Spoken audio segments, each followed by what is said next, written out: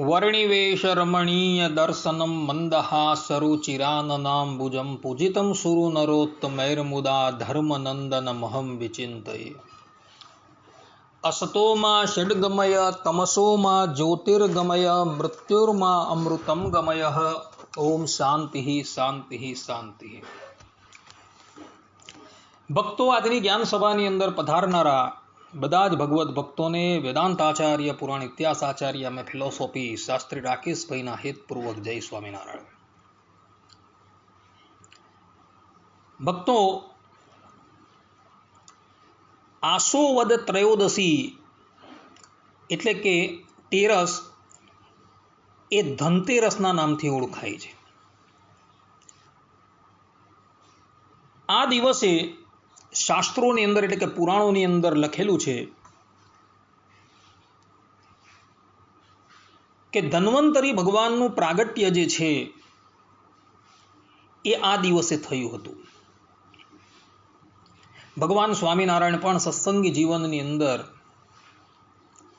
ચતુર્થ પ્રકરણના 57મા અધ્યાયની અંદર 19 થી 23મા શ્લોકની અંદર આ જ વાત કહી રહ્યા છે। અને પુરાણોની અંદર પણ કથા છે કે જ્યારે દેવો અને દાનવો બંને જણા ભેગા મળીને સમુદ્ર મંથન કરતા હતા ત્યારે એમાંથી 13 રત્ન પ્રગટ થયા અને 14મા રત્ન તરીકે સાક્ષાત પરબ્રહ્મ પરમાત્મા ભગવાન શ્રીમન નારાયણ જ ધન્વંતરી રૂપે અમૃતનો કુંભ લઈને પ્રગટ થયા હતા। એ દિવસે આસો વદ ત્રયોદશીનો દિવસ હતો અને ભગવાન જે છે એ પ્રગટ થયા હતા। ધન્વંતરી ભગવાનનું જે પ્રાગટ્ય જે છે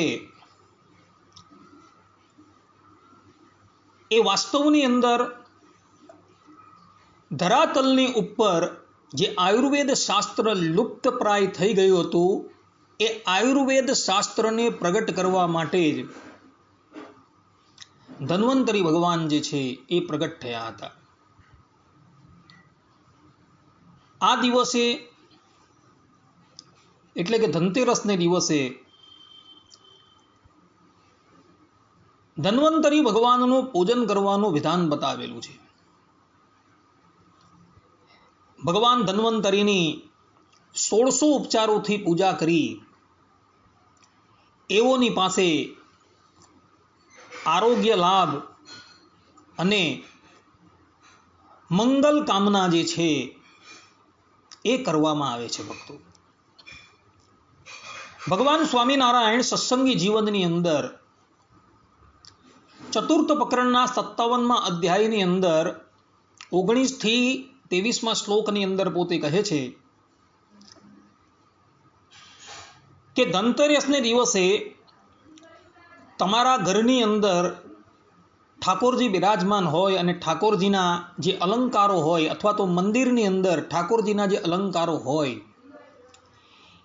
એ અલંકારોને આ દિવસે યથા યોગ્ય રીતે પરિમાર્જન કરવાના છે।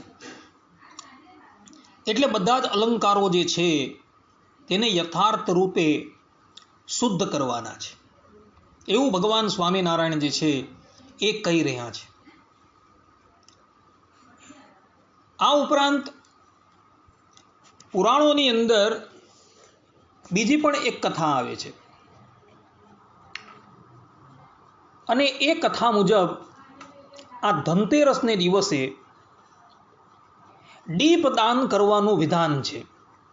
સાયંકાળે ભગવાનના મંદિરની અંદર ભગવાનને ઉદ્દેશીને દીપ પ્રગટ કરવા એવું શાસ્ત્રોની અંદર વિધાન કરેલું છે। ને આ જ વાત ગોરખપુર ગીતા પ્રેસમાંથી વ્રત પર્વ ઉત્સવ નામનો એક અંક બહાર પડ્યો છે। તેના પુષ્ઠ 266 અને 267 પર પુરાણોના પ્રમાણ આપી આ વાત પ્રતિપાદન કરવામાં આવેલી છે કે આસો વદ ત્રયોદશીને દિવસે ભગવાનના મંદિરોની અંદર ભગવાનને દીપદાન કરવા. દીપદાન કરતા થકા જે મંત્રોનું ઉચ્ચારણ કરવાનું છે એ મંત્ર આ પ્રમાણે છે ભક્તો. મૃત્યુના પાસ હસ્તેન કાલેન ભાર્યયાશઃ ત્રયોદશ્યામ દીપદાનાત સૂર્યજઃ પ્રિયતામિતિ. આ પ્રમાણેનો મંત્ર ઉચ્ચારણ કરતા થકા ભગવાન શ્રીમદ નારાયણના ચરણની અંદર આપણે દીપદાન કરવાનું છે. હવે કોઈને શંકા થાય કે ભાઈ આ ધનતેરસને દિવસે આપણે દીપદાન શા માટે કરવું? તો એ બાબતની અંદર પુરાણોની અંદર એક કથા આવે છે. એક વખત યમરાજે પોતાના દૂતોને બોલાવ્યા અને પૂછ્યું કે તમે બધા અમારી આજ્ઞાથી મૃત્યુલોકમાં જઈને પ્રાણીઓના પાપ રૂપ જે જીવાત્મા છે એનું અપહરણ કરો છો, તો શું તમને લોકોને દુઃખ થતું નથી? પોતાના સ્વામીની આ પ્રમાણે વાત સાંભળી યમદૂતો બોલ્યા કે હે સ્વામી, અમારું કર્મ જે છે એ અતિશય ક્રૂર છે. અમો બધા કોઈ વ્યક્તિ વૃદ્ધ થયો હોય તો એના પ્રાણ હરતા અમને ગ્લાનિ થતી નથી, પરંતુ કોઈક વ્યક્તિ યુવા હોય અને એનું મૃત્યુ સમીપ આવેલું હોય ત્યારે એના પ્રાણ હરતા અમને બહુ કષ્ટ થાય છે. કારણ કે એ યુવા પુરુષના પ્રાણ હરતા એની પછાડી એના સંબંધી લોકો કરુણ ક્રંદન કરી રહ્યા છે. એને લઈને અમારું પાષણ જેવું હૃદય પણ જે છે એ વિગલિત થઈ જાય છે, અર્થાત કે પીકળી જાય છે. એક વખતની વાત છે, એક રાજાના એક રાજકુમારના 4 દિવસ પહેલા વિવાહ થયા હતા અને ચતુર્થ દિવસે એનું મૃત્યુ સમીપ હોવાથી અમે ત્યાં ગયા અને એના પ્રાણ અમે લોકોએ હરી લીધા. તે સમયે એના જે સગા સંબંધીઓ જે કરુણ ક્રંદન કરી રહ્યા હતા અને ચિત્કાર કરી રહ્યા હતા, એ સાંભળીને અમને લોકોને અમારા આ કાર્ય પરથી બહુ ઘૃણા ઉત્પન્ન થઈ ગયેલી હતી. અમે લોકો અત્યંત દુઃખી થઈ ગયા. માટે હે સ્વામી, આપ કૃપા કરીને એવો કોઈક ઉપાય બતાવો જેથી કોઈ પણ મનુષ્યનું આકસ્મિક મૃત્યુ ન થાય. ત્યારે યમરાજ જે હતા એ યમરાજે પોતાના દૂતોને ઉદ્દેશીને કહ્યું કે જે પણ કોઈક મનુષ્ય આસો વદ ત્રયોદશીને દિવસે મને ઉદ્દેશીને અથવા તો પરમાત્માને ઉદ્દેશીને દીપનું દાન કરશે, ભગવાનના મંદિરોની અંદર દીપનું પ્રાગટ્ય કરશે, એ લોકોનું આકસ્મિક મૃત્યુ ક્યારેય પણ થશે નહીં. આ પ્રમાણે યમરાજે પોતાના દૂતોને કહ્યું, એટલે દૂતો જે છે એ અતિશય પ્રસન્ન થઈ ગયા. માટે ભક્તો, જીવનની અંદર આકસ્મિક મૃત્યુથી બચવું હોય તો ધનતેરસને દિવસે એટલે કે આસો વદ ત્રયોદશીને દિવસે ભગવાનના મંદિરોની અંદર જઈને ભગવાનને માટે અથવા તો યમરાજને માટે દીપ જે છે એ પ્રગટ કરજો ભક્તો.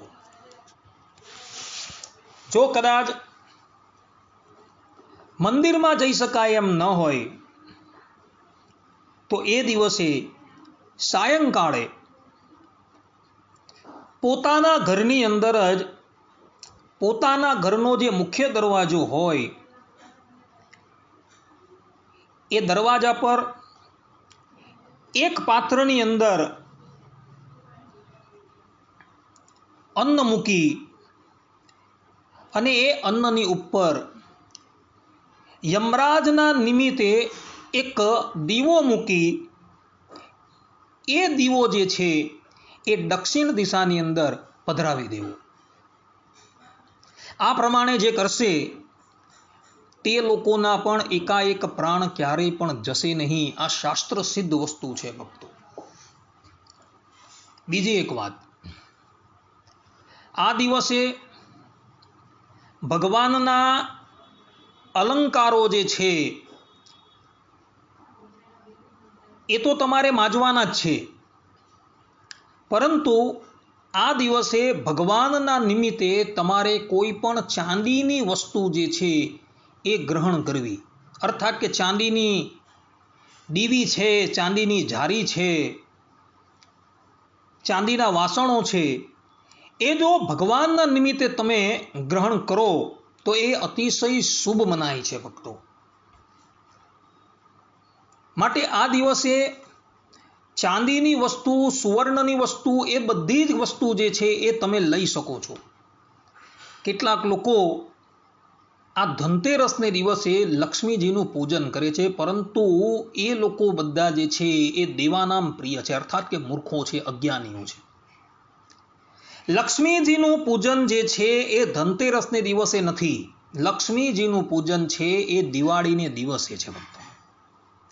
ધનતેરસને દિવસે અકાલ મૃત્યુ ન થાય એટલે માટે ભગવાનના મંદિરની અંદર સાયંકાળે દીપ પ્રાગટ્ય કરવાનું છે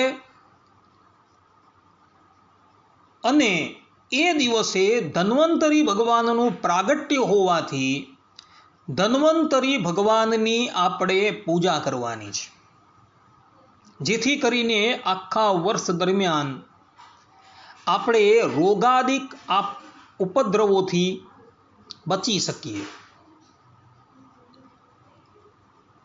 કોઈ વ્યક્તિ એમ કહે કે ભાઈ અમને ધન્વંતરી ભગવાનનું પૂજન કરતા આવડતું નથી, તો એણે ભગવાનની જે પ્રતિમા જે છે એ પ્રતિમાની અંદર ધન્વંતરી ભગવાનનું ધ્યાન કરી સંપ્રદાયના મૂળભૂત મંત્રથી ધન્વંતરી ભગવાનનું પૂજન કરીને એમને પુષ્પ છે, હાર છે અને નૈવેદ્ય ધરાવી દેવા. એ દિવસે નૈવેદ્યની અંદર ખાસ પોચી જલેબી અને ખાજા જે છે એ વિશેષપણે ધરાવવા એવું ભગવાન સ્વામિનારાયણ સત્સંગી જીવનના ચતુર્થ પ્રકરણના 57મા અધ્યાયની અંદર 22મા શ્લોકની અંદર લખી રહ્યા છે. જે વ્યક્તિ દ્રવ્યથી સશક્ત છે તેણે બ્રાહ્મણને બોલાવી ધન્વંતરી ભગવાનની જે પ્રતિમા જે છે અથવા તો લક્ષ્મીનારાયણની પ્રતિમા જે છે તેની અંદર ધન્વંતરીની ભાવના કરી વિધિવત રૂપે એનું પૂજન કરવું જોઈએ, જેથી કરીને તમે આખા વર્ષ દરમિયાન રોગાદિકથી મુક્ત રહેશો. માટે ભક્તો, આ દિવસે ધન્વંતરી ભગવાનનું પૂજન કરવાનું છે અને અકાલ મૃત્યુ ન થાય એટલે યમરાજના નિમિત્તે ભગવાનના મંદિરની અંદર દીપ પ્રગટાવવાના છે. આ ખાસ ધ્યાન રાખજો. લક્ષ્મીજીનું પૂજન જે છે એ તો દિવાળીને દિવસે કરવાનું. આટલું કહીને હું મારી વાણીને વિરામ આપું છું. સર્વે સંતુ નિરામય, સર્વે સુખીનો ભવંતુ, સર્વે ભદ્રાણી પશ્યંતુ, મા કશ્ચિત દુઃખ ભાગ ભવેત. અસ્તુ. જય સ્વામિનારાયણ.